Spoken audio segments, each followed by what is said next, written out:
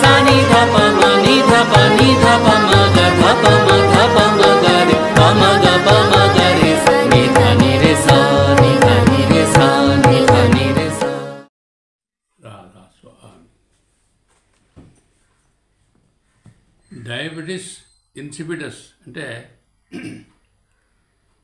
మూత్రం ఎక్కువగా అవుతుంది.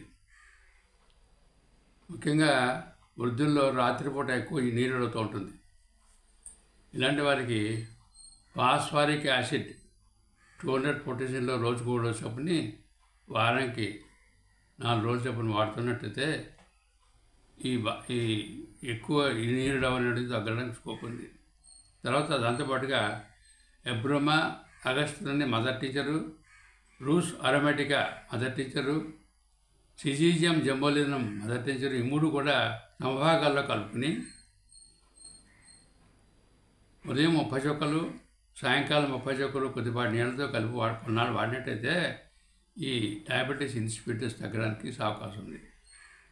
తర్వాత నీరు ఎక్కువగా అవుతుంటుంది, దాహం కూడా ఎక్కువగా ఉంటుంది వాళ్ళకి. అలాంటి వాళ్ళకి యాసిటిక్ యాసిడ్ 30 పొటాషియంలో రోజుకి 3 సార్లు చొప్పుని వారానికి 4 రోజులు చొప్పున వాడుతున్నట్టయితే తగ్గడానికి ఈ బాధ తగ్గడానికి స్కోప్ ఉంది. కొంతమందికి తరచుగా మూత్ర విసర్జన చేయాలని ఉంటుంది, నొప్పి ఉంటుంది. మూత్ర విసర్జన అయిన తర్వాత ఉంటుంది, ముందు కూడా ఉంటుంది.